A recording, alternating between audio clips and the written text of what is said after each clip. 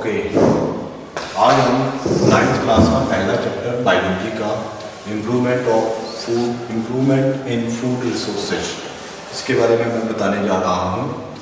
तो improvement in food resources में सबसे पहले हम समझेंगे कि फूड रिसोर्सेज क्या है। तो food resources are those resources those give us energy and it is very essential for the any living organism. It gives us carbohydrates, fats, protein, vitamin, minerals and very essential for our growth and development. और उसके साथ ही improvement का मतलब सुधार। तो improvement in food resources में हम food resources के अंदर किस तरह से सुधार ला सकते हैं और क्यों सुधार लाने की जरूरत पड़ी, इस चैप्टर के बारे में हम पढ़ेंगे। अब संसार की पॉपुलेशन को देखें या हमारी इंडिया की पॉपुलेशन को देखें तो दिनों दिन बढ़ती जा रही है ये पॉपुलेशन, और जब ये दिन प्रतिदिन पॉपुलेशन बढ़ती जा रही है तो हमारे जो क्रॉप फील्ड्स हैं, जो खेत हैं हमारे, वो एक तरह से सीमित हैं। क्रॉप फील्ड सीमित है, वो तो बढ़ नहीं रहे और आबादी बढ़े जा रही है। तो इस सारी आबादी को खाना खिलाने के लिए, उनका भरण पोषण करने के लिए हमें अपने फूड रिसोर्सेज के अंदर इम्प्रूवमेंट करने की जरूरत पड़ गई। पीछे कई दशकों से हम अपने खाने के अंदर सुधार लाने की कोशिश कर रहे हैं और बहुत सा सुधार हम ला भी चुके हैं। अगर मैं बात करूं हम आज़ादी से पहले की, तो आज़ादी से पहले इंडिया के अंदर इतने ज़्यादा फूड रिसोर्सेज जो थे वो हमारे पास उन्नत किस्म के नहीं थे, उसकी क्वालिटी भी अच्छी नहीं थी और भारत बहुत गरीब था और जो कमाई हुआ करती थी उसको ब्रिटिशर्स अपने साथ ले जाया करते थे, भारी टैक्सेस भी लगाया करते थे। उसके बाद हमारा देश आज़ाद हुआ। देश आज़ाद होने के बाद हमें गेहूँ, चावल बाहर से हमें आयात करना पड़ता था। बाहर के देशों से हमें महंगा भी मिलता था, और जबकि हमारे अपने लोग हिंदुस्तान के बहुत सक्षम थे, बहुत मेहनत करते थे, पर कई कारणों के कारण वो अपने फूड रिसोर्सेज को बढ़ा नहीं पा रहे थे। फिर विश्व के अंदर और भी कई हमारे जैसे देश गरीब थे, तो एक साइंटिस्ट हुआ विश्व में, एन बॉर्लो। इन्होंने कुछ फर्टिलाइजर्स का यूज करके और कुछ अच्छे बीजों का यूज करके एक विश्व के अंदर एक क्रांति ला दी। क्रॉप प्लांट्स में और उनकी बढ़ोतरी में एक विश्व विख्यात क्रांति ला दी एन बॉर्लो। जब भारत के प्रधानमंत्री को पता चला इसके बारे में, अब पंडित जवाहरलाल नेहरू हिंदुस्तान के प्राइम मिनिस्टर हुआ करते थे, तो उन्होंने ये सारा जिम्मा जो था वो प्रोफेसर MS स्वामीनाथन के जिम्मे किया। और प्रोफेसर MS स्वामीनाथन जो हैं, इन्होंने बाहर से बीज को आयात किया, कुछ फर्टिलाइजर आयात किए और फिर अपने किसानों में बांटे, और किसानों में बांटने के बाद हिंदुस्तान में एक क्रांति सी आ गई। हिंदुस्तान के खाद्यान्न के भंडार जो थे वो भरने लग पड़े। और सबसे पहले हमने व्हीट के ऊपर एक्सपेरिमेंट्स किए, गेहूं, उसके बाद राइस, पैडी, और फिर हमने बाकी फसलों के ऊपर भी, मेज, मक्का वगैरह, उनके ऊपर भी हमने कई एक्सपेरिमेंट किए। तो कई एक्सपेरिमेंट किए और उसके बाद हमारे देश के भंडार जो थे वो गेहूं से, चावल से भर गए। कहाँ तो हम आयात करते थे बाहर के मुल्कों से, और एक दशक के बाद ही हम ऐसी स्थिति में पहुंच गए कि हमारे अपने भंडार भर गए और फिर हम गेहूं को, चावल को निर्यात करने की स्थिति में पहुंच गए, ताकि बाहर के देशों को बेचने की स्थिति में पहुंच गए। जब किसान अपनी फसल को बेचने लगा तो उसके पास एक इनकम भी स्टार्ट हो गई, उसके पास एक पूंजी लग पड़ी आने। तो पूंजी जब उसके पास लग पड़ी आने, तो हमारे जो किसान है उसकी दशा भी सुधरने लग पड़ी, इकोनॉमिकली वो स्ट्रांग होने लग पड़ा, फाइनेंशियली स्ट्रांग बनने लग पड़ा। तो एक एम.एस. स्वामीनाथन ने इसको बोला green revolution.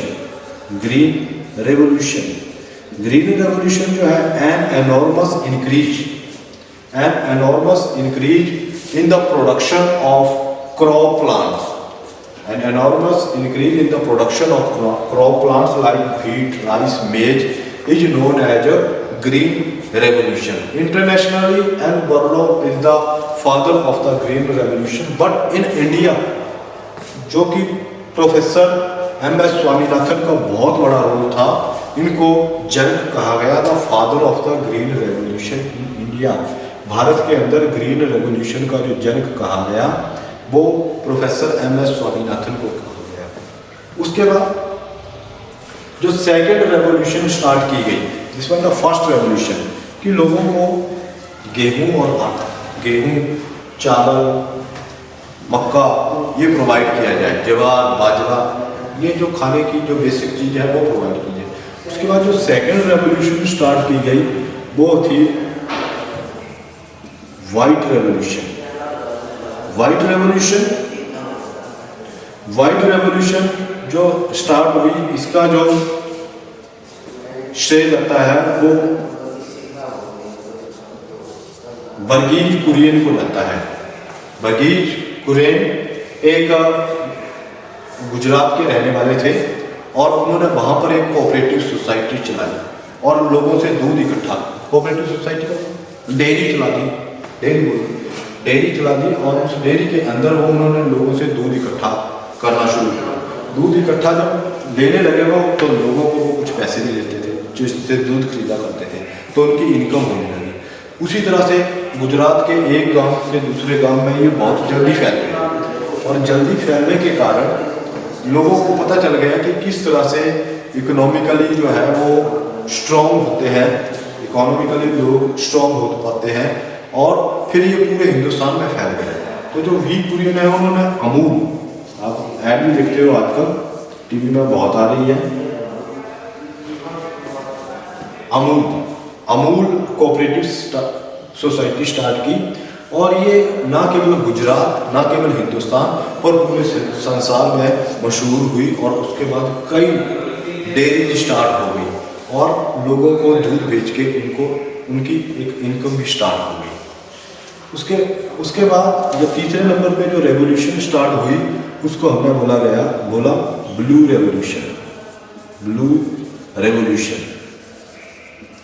An enormous increase in the production of fish is known as blue revolution. तो मछलियों, लोगों को मछली पालन के बारे में बताया गया। अब जो समुद्र के किनारे के लोग हैं, ये नदी के किनारे के लोग हैं, झीलें हैं, बड़ी बड़ी झील के किनारे, वो तो मछली वहाँ से मार के खा लिया करते थे, परंतु जो बाकी के लोग हैं वो इसको नहीं कर सकते थे। पहले तो वहाँ से मछली इकट्ठा की गई, दूसरे भागों में पहुँचाई गई, फिर एक ऐसी क्रांति लाई गई कि मछलियों को लोगों को बीज दे दिए गए, उनके अपने तालाब बनवाए गए और ताकि वो मछली जो है, बीजों का मतलब उसकी सीडलिंग दी गई, फिश की सीडलिंग, और फिर लोगों ने मछलियाँ अपने अपने तालाबों में डाली। उसके बाद वो उनको आगे से आगे उन्होंने बढ़ाना शुरू किया, बेचना शुरू किया और उनकी आगे से आगे इनकम होती गई। तो इस रेवोल्यूशन को बोला गया ब्लू रेवोल्यूशन। चौथे नंबर पे जो रेवोल्यूशन आई वो थी silver revolution. Silver revolution, an enormous increase in the production of poultry, birds and eggs, अंडे और जो पोल्ट्री बर्ड्स हैं लाइक hen, चिकन, गीज, टर्की, ये सारे जितने भी अंडे देने वाली या डक्स अंडे देने वाली प्रजातियां थी, उनको बढ़ाया गया और उनको बढ़ाने के बाद उनमें उनके एग को भी यूज किया गया, साथ में हिंदुस्तान में लोगों को पोल्ट्री फार्म खुलवाए गए, बहुत ज़्यादा सब्सिडी दी गई। पहले तो सब्सिडी जो थी वो 30 और 70 कि अगर आपने 1 लाख रुपए ले लिया लोन तो आपने सिर्फ 30,000 रुपये ही वापस करने हैं, 70,000 रुपये गवर्नमेंट के द्वारा आपके माफ़ हो जाएंगे पोल्ट्री फार्म बनाने के लिए जो भी सब्सिडी दी जाती थी। तो इसके अंदर भी बहुत भारी क्रांति आई और लोगों को बहुत ज़्यादा रोजगार मिला। तो ये सिल्वर रेवोल्यूशन आया। फिफ्थ जो रेवोल्यूशन आई वो थी गोल्डन रेवोल्यूशन। अब हिंदुस्तान के लोग जो थे वो गेहूं वाला तो सीख गए थे, गेहूं चावल, पर हमारे यहाँ अब भी दालों की कमी थी, हमें आयात करनी पड़ती थी दालें। तो लोगों को दालों के उन्नत बीज दिए गए, उनको दवाइयाँ दी गई, उनको टेक्निक्स बताई गई कि किस तरह से हम दालों को ज़्यादा से ज़्यादा उगा सकते हैं।